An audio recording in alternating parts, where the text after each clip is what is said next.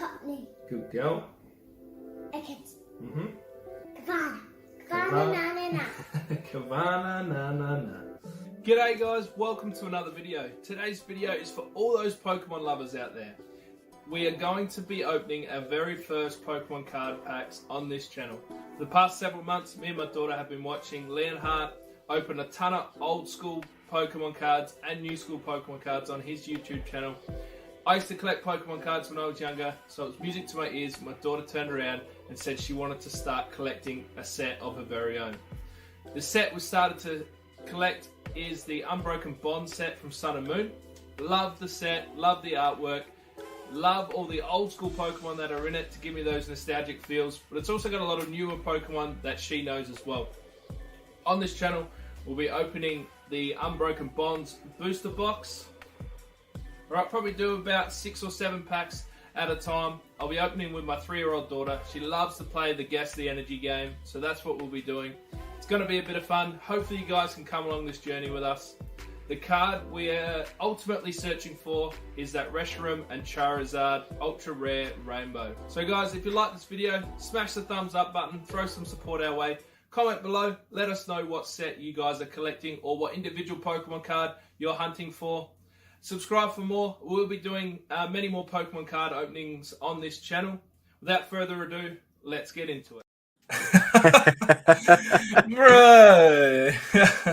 What's going on, everybody? I am Trev, and this is the first in a series of Fireside chats that I am doing. So every other week, I'm going to be doing a podcast where I sit down with another member of the content creation or the Pokemon community as a whole, talk with them about, their journey through content creation, share some embarrassing first clips of them opening up what is now like an $800 booster box of cards. Our first guest this week is none other than Mr. Hits of the Week himself, Goodtimez Gaming. How you doing, brother? Welcome. Thank you, bro. Appreciate it. Great to be here. That was extremely embarrassing, so thank you for that. Gee, the channel's come a long way since then, but happy to be here, mate. Thank you. Excited to hear what you're going to ask me, mate. Absolutely, man. So yeah, this is, it'll be interview. It'll be, I've got a lot of dreams and aspirations, but it'll be a conversation. So digging through, I went back on your channel, and I went back to the inception of your channel, and you started out doing Call of Duty videos, and so what inspired you to start a YouTube channel, just from the get-go? Yeah, sure. So well, me and my mates used to game a lot. This is before kids came along. We used to game a lot, and it'd be funny moments throughout us gaming all the time, and we were big COD fans. And one day I said, gee, it'd be funny if we clipped all these videos and made montages and for us to look back on. So it was purely just for us to look back on. I thought, well, I'll start a channel and upload some clips onto there, and fell in love with the editing side of things, and that's where it took off from. Awesome. So where did the name Goodtimez Gaming, where does that stem from? Well, obviously the gaming side is pretty straightforward. Good Times was my nickname in footy. When I used to play Aussie rules football, people used to call me Good Times because you always had a good time when you were with Good Times. so that's where sort of my nickname came from. And my last name is Goodfellow. So it just sort of played on from there. That's I knew that. I was actually in my head, I'm like, I bet that's where it came from, but I figured I'd just ask anyway. So between footy and my last name. Right on. And so you've been on YouTube now for about 3 years, it looks like. You started out doing these Call of Duty videos, and then obviously in that little clip we watched at the beginning, your daughter came to you and said, hey, Dad, let's, we've been watching this little small time YouTuber named Leonhardt. And I guess back in those days, there's a lot of controversy around Leonhardt as a content creator nowadays. We don't necessarily need to get into all of that. I have my personal feelings on it. He's actually one of the first creators that I watched, and I watched some of his older stuff back when he still had a passion for the hobby. Yeah, like a lot of us do nowadays. But tell me about what it was like, getting to just start this journey with your kids, because I know that's huge. Yeah, it was absolutely massive. So when she was about 2.5, we stumbled across the OG Pokemon series on Netflix, and so I was well out of Pokemon by then. I stopped when I moved to Queensland when I was about 18, 20 years old. So got out of collecting then, and then Mum sold she sold all my collections when I moved out and things like that. So anyway, we're on Netflix together, just looking for something to watch, and Pokemon caught my daughter's eye. So then she watched an episode of that. She absolutely loved it. I got all the nostalgic feelings back from it. So that's where her love of Pokemon started. And then I think it was about a week later, we were at the shops, news agency or the deli, and I saw a packet of Pokemon cards, which was Unbroken Bonds. Well, actually, there was a few there, and I gave her the option of which pack she wanted, and she chose Unbroken Bonds. And that was it. As soon as I opened that first pack, all the nostalgic feels came flooding back, and yeah, we were right back into it. So that's where it sort of stemmed from. Right. So, I mean, if I remember correctly, we're probably in the same age range. I'm 33. I know you're what? 34. Yeah. Okay. Yeah. So, we both grew up when Pokemon, like we were 6, 7 years old when Pokemon started. I got out of the hobby, I guess, at the same time a lot of people did. So I got out around the Neo era, because at that point Yu-Gi-Oh was in full swing and it was the new cool thing to do. So that's where I went after that. When did you like officially leave the hobby first? Ooh. It was more so focusing on the game. So in terms of the card game, probably back early. So maybe Team Rocket side of things. Oh, wow. Yeah. Team Rocket was probably the last set I remember collecting, and then sort of focused a lot on the Game Boy games and things like that, more gaming side of things. And then, completely stopped with that when I got a PC and COD and, Xbox and Halo and, and all of that. So, it's great to be back into it. And it means so much doing it with the kids. Again, I transitioned the channel from the reason I got out of gaming side, because we were having kids, and I didn't have time for gaming, so I couldn't get the clips, and then I couldn't edit. Like, you have to game to get clips, and then you have to edit them all together, and then all my mates were sending me their clips, and I just didn't have time for it. So the channel sort of slowed down there, and I thought it'd be awesome to make some memories with my kids, and track their progression through it as well. Awesome. So that's where we sort of started that from. But yeah, it means so much to do it with the kids. They've sort of grown up a little bit now and doing their own thing, but they still love it, and they ask to be back on the channel every now and then. So I'm excited to do some lives soon, and we'll have them pop in from time to time. But in terms of doing endless videos with them, we're sort of steering away from that a little bit. Right. Yeah, I know, my wife and I, we kind of collectively decided we don't necessarily mind our oldest, Aiden. He'll pop in occasionally, but we don't really like to expose him to it too much, just because it's a weird place. For sure. Just reading these comments, let's quick run over and say hey to all the folks in here. So we got Swadsy and Harry Snorlax, Tyler Reagan, Undead Driver. What's going on, guys? Jay Mace. You have Ducky, Buddy the Doge. Tennille's in here. Of course she is. Poop Dealer, what's going on? Sniff McRib is in here, owner of Vivid Imagination Collectibles and absolutely future guest of the show. Mrs. Trev, my incredible wife and biggest fan, she's here as well. Welcome. Yep. So yeah, it's one of those things, like, I definitely love whenever he can just pop in and open up a pack. He got to open up a pack of Shining Legends not that long ago on the channel. Wow. I know. At the time, I'm just like, I'm sitting there and I'm like, I'm just gonna rip all of these myself. But he came in the room and I'm like, okay, you know what? I don't know if he's ever gonna have another opportunity to open up this set, and he doesn't understand why it's so cool. But come here and open up.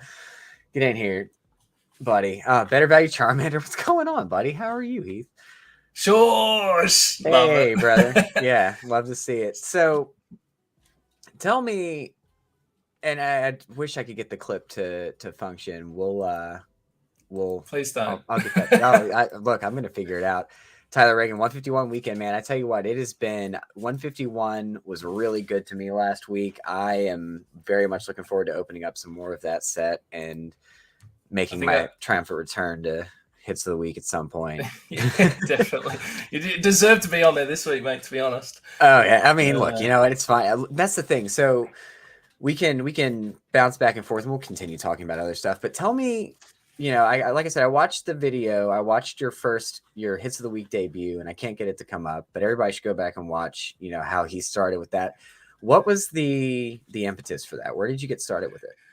Okay, so with my work, I spent a lot of time in hotel rooms, right? So, and I just literally just sit there and catch up on all my YouTube videos. And I was talking to a couple of mates when I said, hey, did you see old mate pull this? Did you see this? And they hadn't had a chance to see it yet. And so I thought, well, what if I was able to spread the love of people's channels at the same time of, you know, letting people see their favorite YouTubers pull some of the massive cards as well. So I thought, well, I've got a bit of time in hotel rooms. I could put something together and let's just see how it sort of goes. I had to transition the channel. I was going through some ear operations and moving to New Zealand and things like that. So I sort of had to transition from opening cards. You know, obviously it's pretty costly as well. So that's where that sort of stemmed from. And I had no idea how the community would take it. I really wanted it to come across as, you know, spreading the love of other people's channels, not just stealing their content. So, and it's, from what I can see, it's received pretty well. So pretty happy. Well, I mean, it is. And, you know, I got to say, you have developed more than a cult following at this point. I know that at this point, your job is basically to sit there and chronicle, you know, my Pokemon boss's weekly live streams at this point. You know,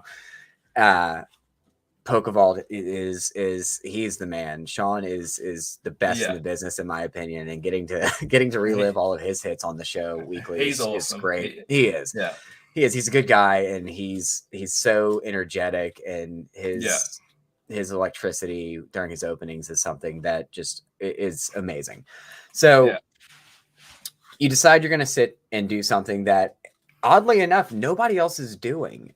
And I think that's a little insane. And it's one of those weird things, because once you see it, you're like, oh, of course, this makes sense. And you were pretty much, from what I've been able to tell, one of the first ones to do it.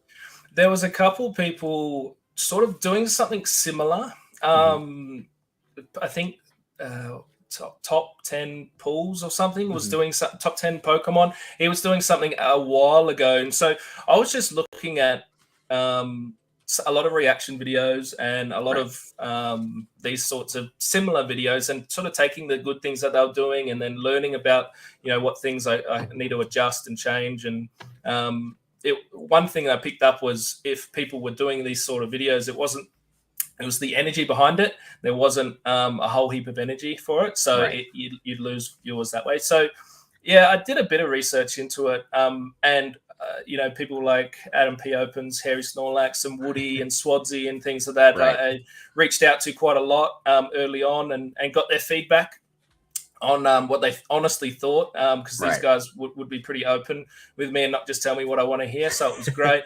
And yeah, and it was a awesome sort of way to continue to improve week on week. I'm sort of glad that I didn't have to relive that first video. If you've got it, I'm gonna get it on here. Yeah, and I just keep challenging myself to get better at the editing side of things as well, which I absolutely love. So. And see, that's where you've got me beat. I hate editing. I hate the editing side of it, because I'm so self-critical, and that's my issue. So I went to school originally to be an English teacher, actually, and with a minor in creative writing. So I enjoy writing. But the problem with my writing is that, like, once I'm done with something, or once I've gotten progress in it, I go back and start reading it. I start tearing myself apart. It's even worse with my videos. Like, whenever I do a long form video, I hate the sound of my voice. I hate the way I look. I hate the way I move on screen. I hate everything about it. And I just want to say, I just say, all right, you know what? No, I'm not releasing this. If it's not good enough for me, it's not good enough for any of you, and nothing I do is good enough for me. Yeah, absolutely. It's never good enough. It never is. I mean, you can continue to critique your own work endlessly. Better Value Charmander, appreciate that, mate. Thank you so much. I think he said he's got a package. Still have the package you sent. Good times for my first stream. Come on, mate. Better Value Charmander. Wow. I think he got his name from he got that from PokeVault. Sean. Yeah, he got that from Sean. Yeah. Whenever he was Awesome. doing his triple beat opening, we had Wario Duck and into Fancy Duck and Better Value Charmander. That was fantastic. But now excited for him to start his lives, kick off his channel. Absolutely. Good. Yes, absolutely. Better Value Charmander. Better Value Charmander. When are you starting your channel, man? When Swansea. So, what is it like being now in New Zealand? Because you were originally in Australia and you were kind of, a little bit more localized with some of these other Australian streamers. What is it like kind of being more removed? Yeah, it's definitely different over here. If you thought the community was somewhat small in Oz, it feels like a little bit smaller again in New Zealand. But there's a little bit of a tight community here that, big on Facebook and things like that. So I'm trying to get involved with. I'm trying to visit a few stores whenever I get the chance to sort of grow the community. Connect with people that way. Instagram is a great way to connect with the New Zealand people as well. But yeah, it's definitely difficult. Prices are a little bit higher as well, and products a little bit tougher to get. But it is what it is. I roll with the punches and away we go. But it was a big transition, big move.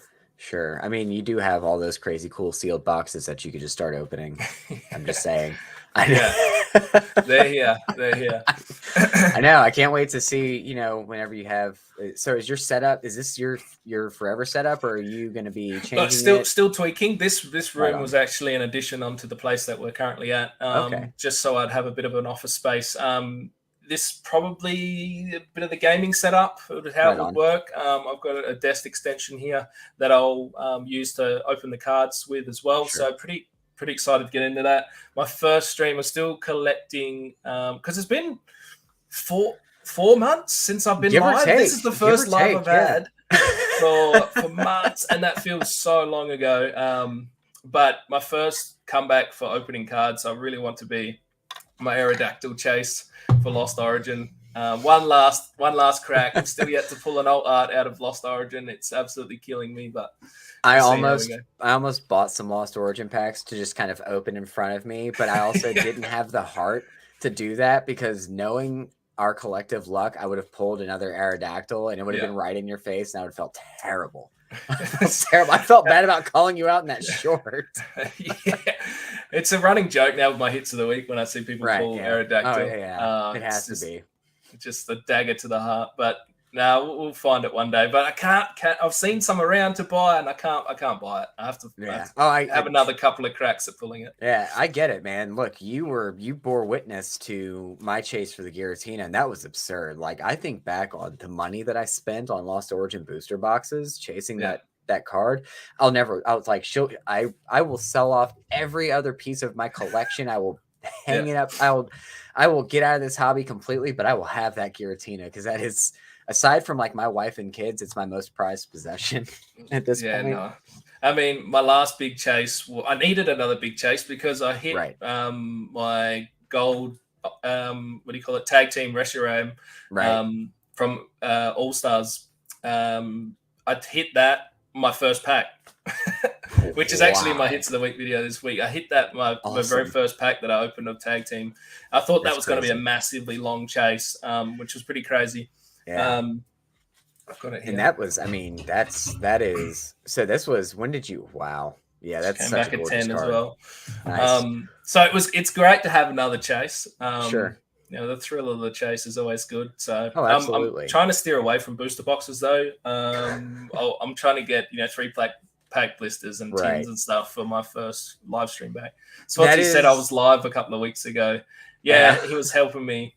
He was helping me with my gaming stream. Nice. Yeah, at some point I would like to get some gaming streams going just to change it up a little bit. And that's so, just a little housekeeping and everything. So I am definitely I'm always going to continue doing the pack openings and stuff. But like you mentioned, it gets very costly. It gets really expensive ripping cards week in, week out. I don't know that I'm ever going to want to do any kind of rip and chips or anything like that. It's just too much responsibility to me. Like at that point, I'm now responsible for people's property. Yeah. I don't mind the giveaways because if I don't get a giveaway out for a while, or in the case of Pokepunk May for like 6 months, then it's not as bad. I still feel terrible, but it's like, okay, yeah, this is a freebie, so it's not the end of the world. Yeah. But at that point, then okay, now I'm selling a product, and I don't know that I want to be a store, not for not necessarily. Sniffy McRib says rip and chips are done. My dude, your rip and chips on Thursdays and Saturday nights are probably my favorite thing to do on those respective evenings. Just sit there and hang out. But like the box breaks and stuff, I think that's such an interesting culture, and that's obviously what Sean does, and that's his bread and butter, and he's the best in the business, and I like his model. People will sit and complain like, oh, it's too expensive. Sure, but you know what, sometimes he's throwing packs in there. It's like, all right, when he's doing a team up break, that's it's $100, you get 4 packs, one of those packs being team up. It's really not that bad of a deal, because team up sleeved blisters are going for like $60 now. Yeah, definitely. It's definitely out of control. But I do like that he's not just doing 1 or 2 boxes. He's doing 3 or 4, and people can exactly do a mix. That seems to be the way these days, which is great. Definitely, there is a fair bit of rip and chip. I used to do some for Japanese. I used to do them live. I loved that. I had connections in Japan that I was getting some product through. That's cool. I love that. The upkeep was really tough. You always have to be marketing and reordering and then sending everything out while still trying to do other videos. It was a lot. So I had to put a stop to that, but that was awesome fun. Awesome fun. People still ask me now, when am I getting back into it? It's not going to be for a while if I do the Japanese rip and ship, but I'm not going to say no to it. But yeah, I wouldn't mind if I could get my hands on a few booster boxes and just do some kind of box break similar to what Vault does with 3 different sets, and then I only have to worry about sending out 36 packages, and that's going to stress me out because it's 36 packages. But there are great services out there, like Pirate Chip is what I use to send stuff out. It makes everything a lot cheaper and a lot simpler to use. So watching that first, better value, $130 a box of Thai team up booster box. That's probably a good deal. I think that with the Thai and the Korean, I believe, if I'm not mistaken. Well, if I'm not mistaken, they're not guaranteed a secret rare. So you could open up this box and get just a bunch of regular tag teams, which would be cool, but no secret rare guaranteed. And even then, I mean, so that's if you want to rip a box of team up, that is the cheapest option you will ever have again. Phenomenal set. Cosmic Eclipse team up. See, that's the thing. I know. I got back into the hobby way too late. So I was one of those people that came back in with Pokemon Go when that came out last summer. Because like I said, I got out of the hobby back when the Neo sets came out, and I played some of the games off and on. I played a little bit of Sword when that came out, but I just wasn't into the cards but I played Pokemon Go pretty religiously. And then I heard they were doing a collaboration set. So I'm like, cool, I'm going to check this out. And I bought an ETB and the Eevee box because I liked the playmat. I use it for my mouse pad at work. And I ripped open a pack, and I'm just like, oh yeah, this is that feeling. I remember this. I remember this. And it was that. The rest is history. I couldn't stop myself, and I did that for about, I would not go crazy with it, but I would every few weeks I would buy a booster box just to open it, just to see if I got anything crazy. I pulled the first booster box of Silver Tempest I opened. I pulled the Lugia, and then I immediately turned around and sold that so I could get the first booster box of Lost Origin. That's how I started. That's how I started the Giratina chase, because I saw that card I went on TCG Player and was looking at all the different cards and stuff, and I saw that Giratina in Lost Origin. I'm like, that card is gorgeous. I need it. But I don't want to spend $180 for it because it was only like $180, $200 at the time. It was cheap compared to what it is now. Not now. Not now. No, I mean, it's about roughly sitting around like $300 raw. And that's the crazy thing. So you look at, Watching the trends of prices and seeing what things cost now, when you think back on the fact that you started your channel out opening up a booster box of Unbroken Bonds just for fun, how do you do you get the, how does that make you feel? It's ridiculous when you think about it. I mean, I've opened cases of them now and mountains of loose packs, and I look back and go, wow, maybe I should have kept a few of those sealed. I've still got a few. So I'll bring them out for special occasions, but Sure. because I still have never pulled the hyper rare Rainbow Charizard. Really? Yeah, still haven't pulled it. So that's my other big chase. Yeah. I think I've got them all out of the Japanese double blaze, but I've never pulled the English version of the hyper rare. So, but yeah, it does make you sick a little bit when you look back and go, oh, gee, they're $800 and cases of them. Whew, yeah, I couldn't even imagine. I know that I think I opened up. So we have Swazi. Do I have future guests lined up? So I actually have, I think, the next 2 guests lined up, and I'll be announcing basically during my my pack opening live streams is when I'll announce the following week's guest. And that's just kind of going to be the rhythm of it, so that people kind of get excited. I make sure that everything's squared away and ready to go. So I do have my next guest lined up and ready to go. I'm very excited to have this person on. Good friend, good person, excellent pillar of the community, in my opinion. So, but I will have, I'm going to be pretty much bouncing back and forth across the pond between my Aussie friends and my US friends for sure, because that's the thing about this community, and that's what I love so much about this hobby right now. Like, there are many things you can hate about the hobby. Today is one of the shining examples of why I hate this hobby, and that is the Van Gogh cross Pokemon product releases. But a lot of that I think it had more to do with the Pokemon companies out, like the way that they released all the product all at once and just like, all right, cool, and then came out later and said, yeah, like with all the scalpers, all the flippers, all of the people that make this hobby not a beautiful thing out there, for them to just send everything out all at once. I missed something. Hold on. What do you mean? I don't know. Oh, yes. Swazi. So, yes, PokeRev is actually going to be our guest next week. Be excited. Can you imagine? Yeah. Oh, dude, that'd be hilarious. I don't know. One day. I'm not even. Is he on a regular podcast anywhere? He's not. I don't. He used to pop into Pokemon Knowledge podcast. Okay. Every now and then. I don't even know if Ryan and that are doing that podcast anymore.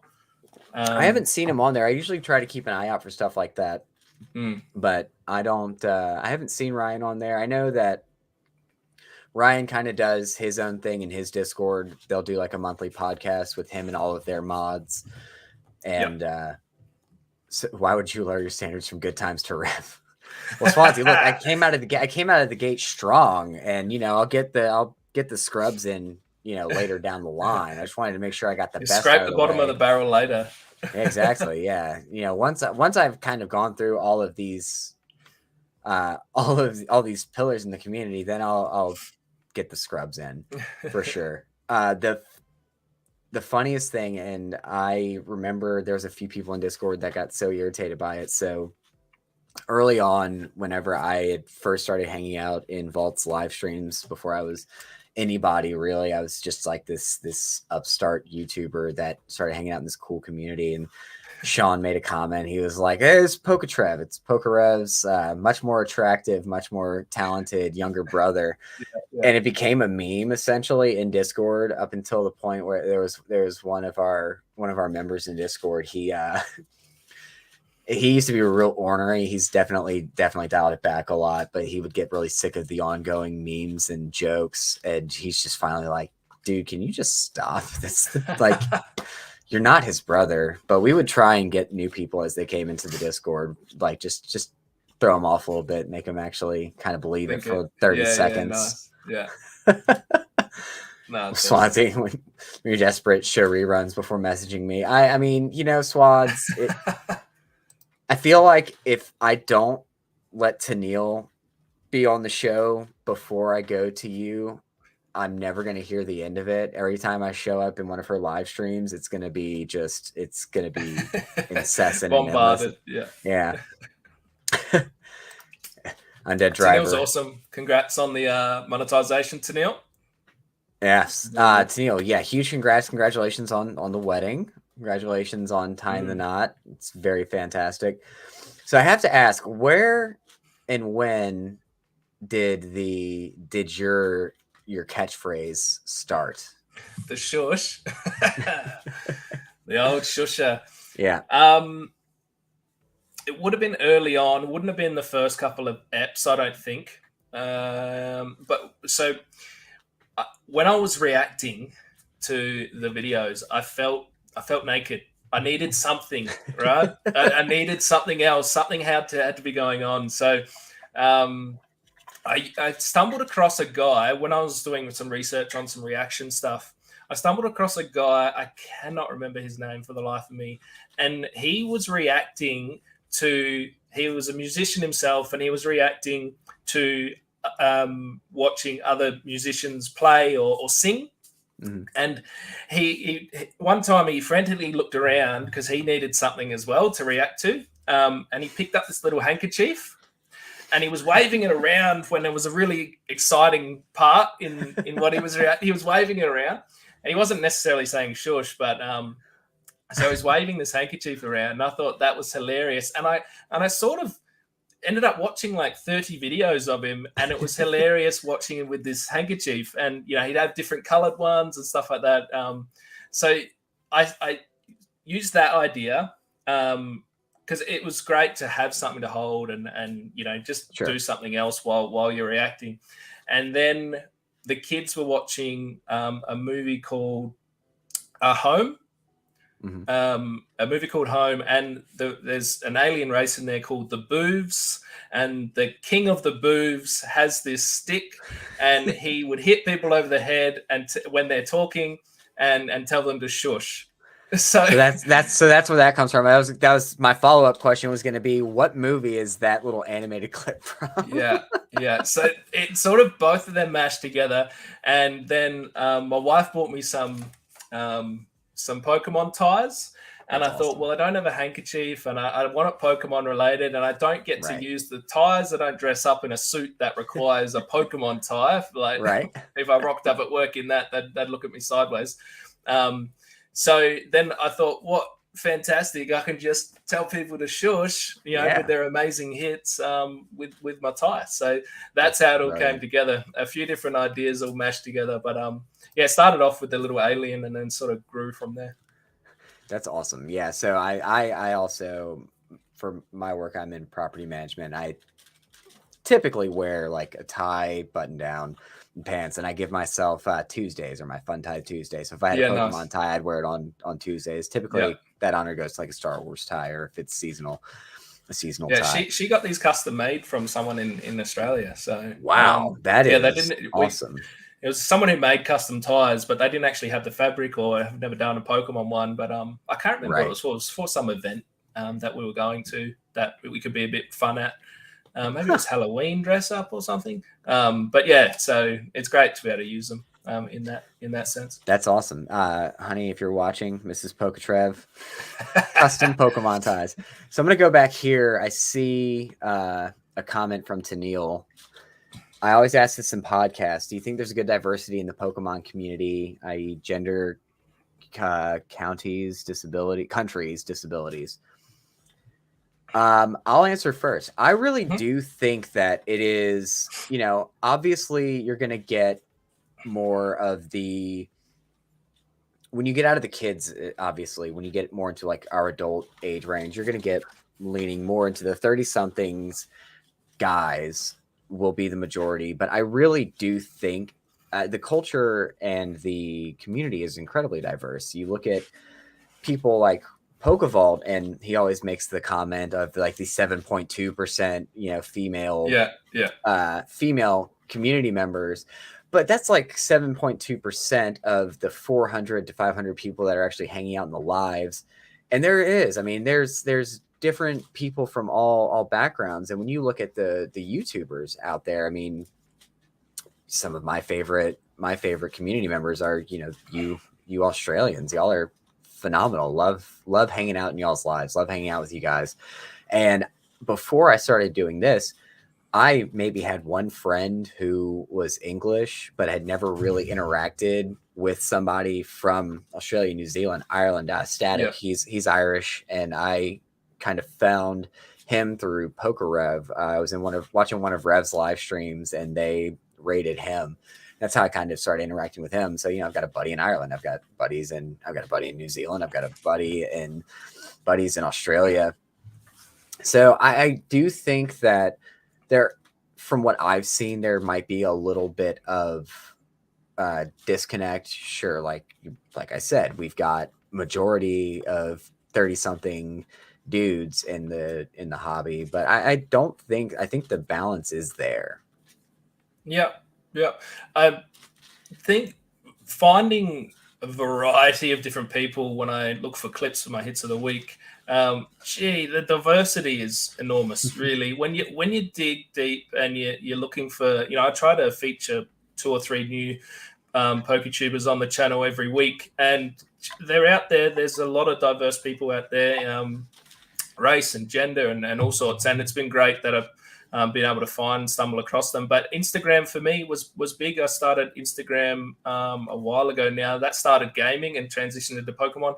But I've connected with a lot of people through Instagram, and all over the world, all walks of life. And some of them are really close mates now. I've never met them, but I consider them pretty close mates. And I think in terms of the female to male ratio on PokeTubers, there's not enough female content creators out there. There's a fair few that are active that don't have their own channel where they bring out content, but there's a fair few that are active in lives, which is great to see.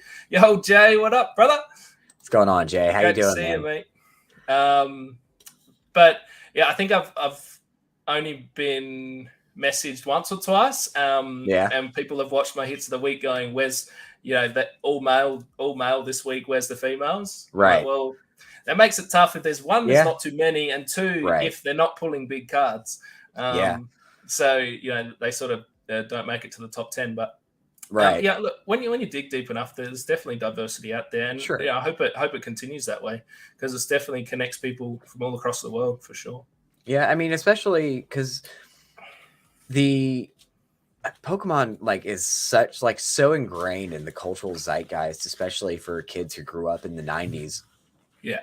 Both, girls and boys, of course, there are more guys involved in it, but there's something for everybody. And I think it's a beautiful thing. And you're right, though. There is we have Chloe, we have Tennille, we have maybe a handful of others. But as far as the content creation side of things is concerned, there aren't a ton. Now we also have PokePair, who they're awesome. There's a lot of good duos out there as well. Yeah. Love watching them. John and Misty are great. I will absolutely be having them on in the future for sure. They're, they are just getting started and they're killing it. Oh, Rebecca, hey, the ties for the Pokemon race event thing where you were dressed in the white coat. I an amazing race style event in Adelaide, where you could register and kids would go around and there was 8 different stops and they had to battle the gym leader. I was that's cool. the gym leader Blaine, and so I had a big white coat and I had a Pokemon tie. Yeah, nice. That's awesome. What it was. That was a good day. That was fun. That's nice. All right, so we're gonna take this time now to shout out to our wish they were our sponsors, Mountain Dew, PepsiCo. If you're listening, please sponsor me and give me free Mountain Dew Spark. What's Mountain Dew Spark? Like energy drink style? It's it's just a regular soda, but it's a raspberry lemonade flavored Mountain Dew, and it's the best thing ever. Nice. Yeah, Super Duper Danny. She's a little bit inconsistent though. I don't know if she's on another platform, but I find I'll look at for her for hits of the week videos, and she'll have a couple of months off here and there. But yeah, she's definitely a big creator as well. Tennille, she said, I'd like to see more people with disabilities blow up.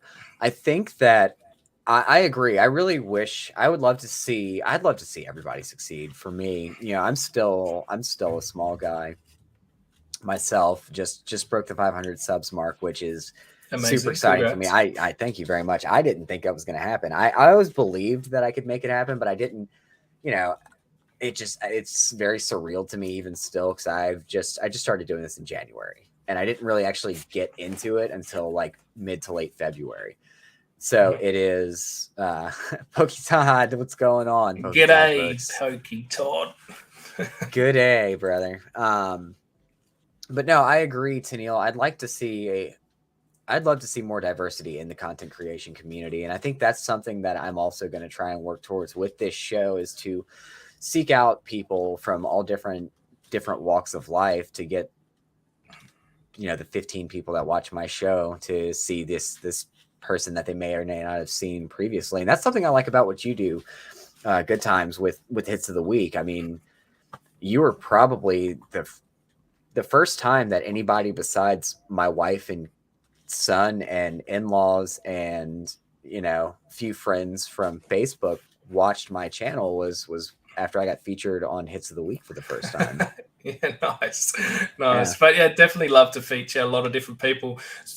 It's very humbling when people message me and say, I thank you so much for showing me this creator's space. I love what he does and things like that. And it's getting hard to feature some new ones, especially because I've cut it down. I used to do 20, 30, 50 hits of the week, and I've had to cut it down to the top 10 just through time constraints. But for sure. It's definitely harder to feature brand new channels, but still try to definitely feature as many as I can. I want to see beards. I want my beard back. Rebecca's here. I miss your beard, man. You had a glorious one. I grow a pretty decent one, but so to go with the haircut, I also had to cut the beard back a bit. Well, I got I guess I can kind of talk about it now. I wasn't able to talk about it last week because it hadn't happened yet. But so I'm in property management, and my company got an article done by the Wall Street Journal, and they came to my mall to kind of spotlight where I work, and I got my picture taken. So my picture is going to be in the Wall Street Journal, and I had to make the tough decision to, chop my hair off, trim up a bit. Sniff McRib, when are we going to get Twitch pulls of the week? Well, the problem with that is your videos can't save because we don't listen to, we listen to real music in your streams, brother. So we can't say I've done a couple of Twitch guys from time to time. They're great, big energy on a couple of guys I featured from Twitch. I can tell you right now, man, Sniff McRib, his streams are never boring. Even if we're not pulling anything, just it's always a great time in there. Harry Snorlax, yes, November is coming up. I'm not growing the hair out necessarily again. My wife is very sad about that, but I'll probably grow my beard out. I'll keep it clean, but I'll probably not let it go. She is very sad about it. It was one of those things. I could go a beard again. I could. I'm about overdue. You should. It's overdue. So, what do you think about? A lot of the Scarlet and Violet stuff has been a bit polarizing. I know that Scarlet and Violet base at its launch, I really enjoyed, and it's one of those sets that, in hindsight, has kind of come and gone. But then we have sets like Paldea Evolved, which I think everybody can agree is pretty slept on. And Obsidian Flames is phenomenal. And with this new 151, what do you see them doing next after, say, Paradox Rift, which we haven't seen a ton of yet? We've seen Raging Surf just dropped, so we've seen a little bit of that. But where do you see it going from here? Tough call. I mean, they could go any sort of which way direction. I think I've got a love-hate with Scarlet and Violet. I moved country when it was launching, and when I was in any position to buy any settled in over here was Obsidian Flame. I bought a little bit of Paldea Evolved. I cracked 2 ETBs, maybe. Right. Obsidian Flame was one I really wanted to get into, but just didn't buy any. I got a little bit. Right. I bought an art set because I've got an art set binder. Right. And then, just didn't take the chance to grab any. And now 151's come out, which I'll absolutely get into. Right. Still haven't opened a pack, believe it or not. Wow. It's a lot of fun, man. Yeah. Just been way too busy. Right. Yeah, sure. So it's hard to say where they're going to go from here. Yeah. So what is the one Pokemon set you would like to come out, but you know Pokemon will never release it? And why is it Pokemon Johto? Good call. What's one that I want them to bring out? I'd love a proper throwback to Gym Challenge sort of era. Yeah. Oh man, that would be awesome. Next level. I don't know how many. I mean, because there's so many modern collectors now that obviously weren't collecting back in, so it would very steer towards the old school, which I guess 151's doing a little bit as well. But you hear a lot of stories of people coming out to buy 151 as their first set, getting back into it, which is fantastic. But something around that and those style of cards with the gym challenge would be epic. That'd be so good. Yeah, absolutely. I mean, when you think about the popularity of like the full art trainers, for whatever reason, I mean, we whether it be the waifu or just, the more I hear about it, a lot of it just really has to do with the fact that a lot of these people love these characters. But you would think that something like that would be a hit. We had like Cynthia's Garchomp, for instance, to do something like that on a full set wide scale, I think would be killer. Yeah. I think so. My personal favorite, I think Gym Heroes and Gym Challenge are actually my favorite sets aside from Jungle. I think Jungle is probably Fossil. Fossil for me as well. Fossil over Jungle, but Jungle was really good. I think Harry Snorlax will say Jungle because of the Snorlax, but yeah, sure. Fossil for me, a lot of memories with that, with the Aerodactyl chase and things like that. When I was a kid, that's where my love of Aerodactyls come from as well. Yeah, I was gonna say that wouldn't surprise me at all. Sniffy says Twitch streamers get no love. Look, I love you, Sniff. I hope that counts for something. I'll check you out, Sniffy. Yeah, that's twitch.tv/SniffMcRib. Although that is a put the kids to bed, watch it with your headphones in for sure. And I've have got a good my time. hearing aids. Yeah. Oh, there you go. Yeah. No sound all through right. Yeah. Tennille says what we need is a Scyther set only. I think I don't mind Scyther. Scyther's cool. I like Scizor. Yeah. What's the brown one? Cleavor. Cleavor. Yeah, he's all right. Yeah, he's all right. Harry says Team Rocket Returns. I wasn't around for Team Rocket Returns, but Team Rocket set was brilliant. I loved the spotlighting of these characters from the games and the show alongside the Pokemon themselves, because they're, the Pokemon are great, and in the show they have personality, but in the games, all you have are the characters. They're the characters they're the ones you interact with. Yeah. Pokemon Go was a goat set. Yeah. Oh my gosh, yeah. Pokemon Go, to the moon. Tyler says Jungle is best of all time. Yep, see Tyler Reagan and I may very well, in fact, be the same exact person. Nobody's ever seen us in the same room together. So as it stands, until Card Party 2.0, nobody can confirm that he and I are not the same person. Are you definitely going? Are you going to Card Party? Well, we have, my wife and I have our tickets. It is, jealous. So I got them whenever the day after the Gen 1 ended, they did a drop of like dirt cheap tickets. So I went on and I grabbed two, and just like, if we can't go, then I'll turn around. Like if it's too far out, then, I'll turn around and sell them. And I don't know, like it is not 100% set in stone, but it is very likely that we'll be attending Card Party. I'm fingers crossed. I'm really hoping that I can end up as like a creator at Card Party, and I can get one of those nifty little cards with my face on it. That would be amazing. That's my dream. My goal is to, by Card Party, be a creator worthy of being a creator at Card Party. Nice. When is it? Mid next year? It is June 14th through 16th. June 14th through 16th in Orlando, which is, a great spot if you've got family. Tyler, he lives about 2 hours from Orlando. Wow. But no, it's going to be a great time. I think that Pat Flynn, who is easily the epitome of greatness in this community. I mean, he's not only a good person, but he is Sparky. What's going on, buddy? Sparky, welcome. He has, he has done so much for the community as a whole, and has done so much to foster this sense of family within it. He's like incredible. Yeah, he's incredible. I mean, I'm obsessed with his videos, and picking apart how he edits and things like that. It's next level. But involving all the community, what he does. I love his Pat Flynn channel as well. Right, get a lot out of that. It's just unbelievable what he's been able to do over the past sort of 15, 20 years.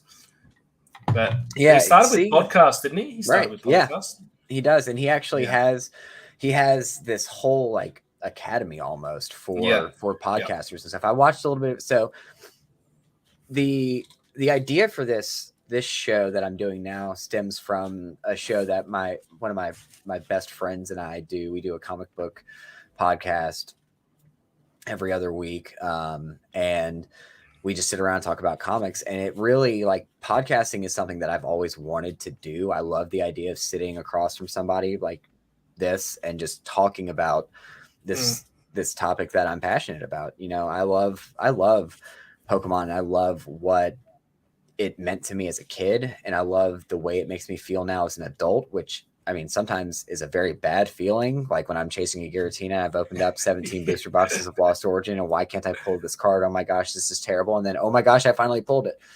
But sharing this feeling with other people who love the same thing, I think there is something special about that, and getting to sit here and do this, once every couple of weeks, where I talk to somebody who's on the same journey as me. Content creation is scary. It's terrifying. I'll never forget talking to my wife about it. Before I started the channel, I was watching PokeRev. I watched a little bit of Leonhardt stuff, but he was just a little bit too goofy for me. And then the more I watched him, the more I learned. Just like, all right, cool. But then I found PokeRev. Through him, I found PokeVault, and I watched one of Vault's live streams. Like, my wife, and I said, "Hey, honey, I think I'm going to open up Pokemon cards on YouTube," and she said, "Go for it." Sure. And then I started, and here I am. It is about 8 months later. I've been featured on Hits of the Week 4 times. I've pulled way too many Aerodactyls. I'm sorry, dude. Keep twisting that knife. But that's all good. Awesome. It's podcasts. Definitely got a space for podcasts in what I do throughout the week. I do a lot of long drives with my work, 2-3 hours in the car. And having YouTube video on is a little bit difficult because it's dangerous. But having a podcast on, or having the YouTube on, just playing without the video, is wicked. I've watched a few of Jay's Corner, TCG. His podcast that he got on are really fun as well. It's definitely a space for it. And there's a lot of people that are riding the bus, or they're commuting around, and whether that's a 2-hour podcast or a 15-minute podcast or anything, there's still definitely space for it. Yeah, huge shout out actually to Jay's Corner TCG. His podcast and the podcast that Dusty Mon, Rock Sandy, Obi, those guys do. Those Critical were Hit. Critical Hit. Awesome. That was when I finally decided in my mind, like, okay, maybe down the road I can do something like this. And I started doing this other show with my buddy. And I'm like, all right, cool. And I know I've actually, like, I've been talking about it in, I think, our group chats for like a month and a half, 2 months now. Like, I think I want to do something different. And that's that'll be kind of like maybe the next and last topic. When do you think, did you decide, like, hey, this is something I maybe want to do for forever? Because I know, like, I get the feeling every time I watch you, I understand and I believe, like, no matter what happens, you're always going to have this going on. When did that become, like, set in stone for you? Yeah. Oh, gee. I can't recall the date or the time, but I guess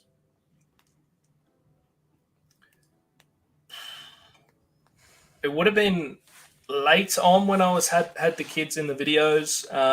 It was just so much fun and Right. enjoyable, and then getting extra traction on the hits of the week stuff when that started. It was sort of like, okay, I'm really enjoying it. I can really make something out of this, but I've always wanted to promote others through it and help others through it. Right. I've got a big passion for trying to drag people along with me. Although my channel's 2,200 subscribers. It's not anything crazy, but yeah, I've got a passion about trying to help people and bring them along with us. So I've got a few. You say that's not crazy, but I'm sitting here with 527 subscribers, and I'm giddy about that. I can't even imagine what it's going to be like to have 2,200. Yeah, I mean, I'm surprised that 10 people turn up and watch me. To be honest, it's still a bit crazy, but. Yeah, I don't know. Maybe a year ago, I seriously turned around to the missus and said, "This is what I want to do. This, and it could take another 10 years before I'm able to finish work and actually do it full time. But it's definitely something that I don't want to put down. It's been tough with moving country and my surgeries and stuff that I've had to slow down with the channel. Hence why I'm not monetized or anything at the moment. Right.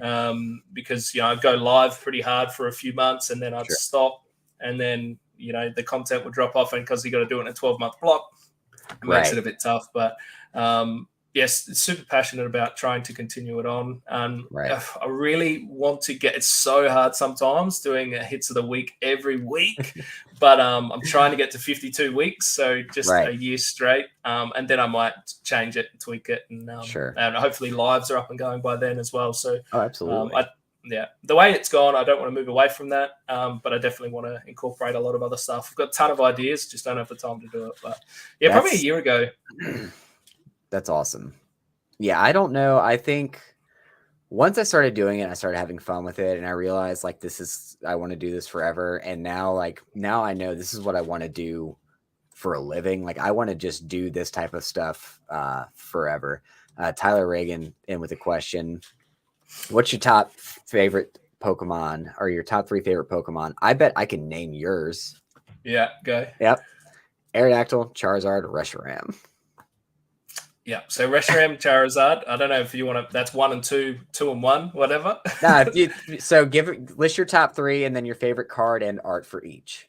So Charizard, obviously number 1. Loved it always. And it's a cop out, but love the base set. It's classic. What I got into. It's my number 1. So anything base set related, so similar artwork, fantastic. I do love. I'm not going to remember it. Oh, there's a Charizard featured last week on Hits of the Week. Anyway, it's gone. But there's a Charizard card in that that's really, really good as well. My favorite Reshiram card is this one. The full art, yeah. The full art from Dragon Majesty. And, yeah, Aerodactyl's definitely my 3rd at the moment. It does tend to change, but definitely it's been 3rd for a while, and the fossil first edition for that, just because it's where it all began, Right. But there's epic Delta species Aerodactyls, amazing. I mean, there's so many good Aerodactyl cards that people don't know about, and the 151, love that. Can't wait to pull that holo as well. That Shinji Kanda art, man. So yeah, my top 3. So they're my top 3. That's awesome. So in no particular order really is Bulbasaur, Giratina, and my number 3 changes a lot, but I'm a really big fan of Mew and Mewtwo. Yeah, Mewtwo is awesome. Yeah, Mewtwo is awesome, but I'm also a huge fan of. I like the grass starters, so I like Chikorita and Meganium. Yeah, I'd have to say it's probably I'm going to say Meganium, and then so my favorite Meganium art is going to be the Neo art. It's just so simple and so clean looking. For Bulbasaur, it's either going to be the base set's good, but that is too much of a cop out. I'm going to say, honestly, the 151 Bulbasaur is gorgeous. Like that card is beautiful. The art rares. Tennille, the Fireside is actually the real Fireside was the friends we made along the way. And then for Giratina, it's either going to be the full art from Dragons Exalted or the Shinji Kanda. I mean, I love the Shinji Kanda. That is the gold standard for artwork to me. But if I'm going to pick anything other than that, I'm pretty sure it's Dragons Exalted is where that awesome full art is from. Either that or the full art from Plasma Storm is really nice too. Yeah, nice. My fourth is for Alligator. My fifth is great. Yeah. Entei. So, well, for Alligator, I mean, Totodile evolution line. I love dinosaurs. Right. So, you know, just Croconaw and for Alligator, and sort of fall into that. And Entei, always loved Entei since I first. Yeah. Elotina, no better. You're right, Tyler. I'm just trying not to cop out, but yes, no, the Lost Origin Giratina is the gold standard for artwork to me. I'm a big fan. I mean, I love the Johto region so much, and that is like, it infuriates me every time we get something else representing the Kanto region and not Johto. But I'm pretty sure Pokemon just hates Johto. They hate Johto, man. Like they know that with Gold and Silver and Crystal, they peaked, and they will never release a game that's better, like, for their time than those 3 games. So they're just mad. They're bitter about it. They know everything else is that's my little rant about that. No, I actually like a lot of the newer games, but Tyler says that the Feraligatr E-Series art is beautiful. Yeah. I agree. So that one's really good. I'm a big fan of the man. Thinking about Charizards. I really like the Crystal Guardian Charizards. The E-Series cards were so cool, man. It was such a weird, just like the e-readers and stuff. I think about the e-reader, and I imagine somebody busting one out now and getting one of these awesome E-Series cards and just swiping it. It just makes me cringe. Yeah. Just wrecking it. Awesome. Apparently Siri heard me talking and wanted to respond. It heard E-Series and decided that sounded like... You wanted to buy them all off of eBay. So no, please don't do that. That'd be terrible. All right, guys. Well, Goodtimez Gaming. I want to, first and foremost, let me thank everybody for being here tonight. I appreciate all of you taking your time to hang out with us while we kind of talk shop and shoot the breeze. Goodtimez Gaming, thank you so much for coming on tonight, man. I really appreciate you, lending me your hour of time. Absolute pleasure, mate. I'm happy to be your first guest. Man. And I'm happy to come back on at any stage. So you're awesome. Keep up the awesome work yourself. Thanks. So if you're not already following him, I've got his link in the description. He is just youtube.com/@Goodtimez Gaming. You were the first and only. As far as I know. Yep. Awesome. So I have been PokeTrev. I will be doing this Fireside chat. Tennille, the Fireside is metaphorical. It is, like when you're sitting around a campfire with your friends and you're talking and, you're just shooting the breeze. That is what this is supposed to represent. I have greatly appreciated you guys being here tonight. So we will see you guys next time. Peace.